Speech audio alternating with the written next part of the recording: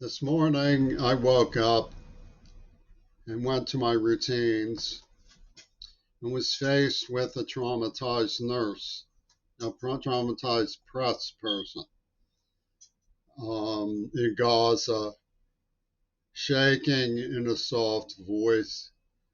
She said, "Try to get this video to the right people." Mortified, I realized I had no idea who the right people could be. I would like to discuss with you the intense propaganda of the United States of America that paved the way for this nightmarish and outrageous support for the Zionist atrocities in Gaza. For years, under the American concubinage to the Bush machine and follow up regimes, we have been treated to the spectacle of supreme beings, supposedly mature, announcing that any insult to their toe was Adolf Hitler incarnate, and they must go after it with a rubber hammer made of great might. I say rubber hammer because for them, making up stories of weapons of mass destruction is billed as their rubber soul, as they behave like children, going bam, bam, bam, bam.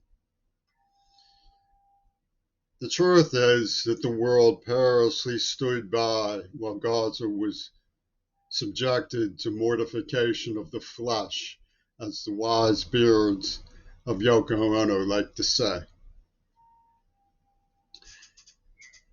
They stood by because, for once, the world's propaganda system was right. They are faced with something resembling Adolf Hitler incarnate. And they think that world opinion will stop the U.S.-Israeli alliance. And that's what the press nurse trembling said.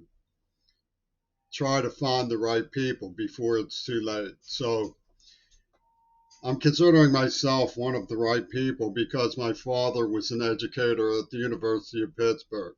He was a World War II veteran.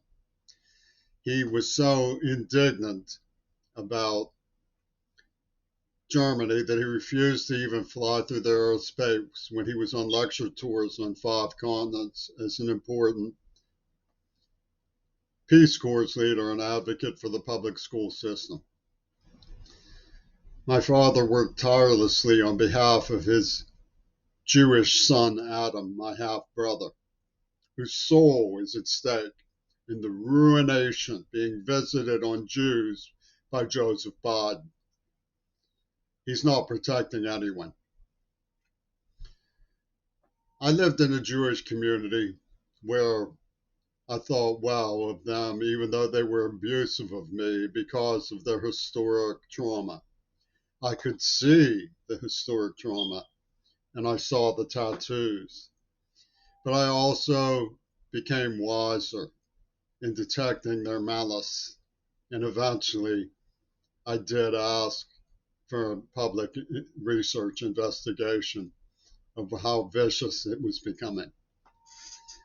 I said we should have been more careful. Martha Gellhorn, who wrote to me once, said of the liberation of Dachau, for some of them, we got there too late. They would never be the same. We should have been more careful then. A Holocaust survivor spoke eloquently and wisely in saying that what was being done to the people of Palestine is what was done to him as a child. This is the truth of the matter. The synchronization processes of Roger Waters are obscurely at work in the way that I've been uploaded as a voice of metaphor.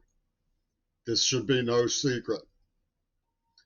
The propagandists have created a spectacle to play the tunes of the blowhards of the left after the ordeal, which is one of their songs. The blowhards of the left in secret decided to do something with the propagandists and the extremists of the New World Order about what they feel is overcrowding, because Hollywood has long seized the upper hand over public education system. What happened in World War II is well studied and well researched. It began with compromises being made for business as usual. When Germans came to U.S. offices in Germany and gave them the ultimatum that they must remove all of their Jewish employees, they complied, many of them. Some of them closed. Just as some people in Congress have spoken the truth to the outrageous horde of jackals, including the Democratic Party, who refuse to man up. One of the most cruel things to the mind in seeing the U.S. Congress at work these days is their gross refusal to even ape respectability in the pro-Israeli lobby. All they do is pipe up their tawdry, vicious lampoon of respectability, as though they don't want anybody to respect them, Congress, or anyone else. The pro-Israeli lobby has become an enemy within. And through the whole thing, to my absolute dismay, indignation, and mortification, Robert F. Kennedy Jr. has sat as though eating popcorn, saying nothing whatsoever. Where is your self-respect, Mr. Kennedy? I don't see how anybody can stop the tears. The tears will never dry. I do not see how anybody cannot be outspoken, because it calls for outspokenness. Oh, we'll hear about self-control. Self-control in the face of genocide means zipping your lips.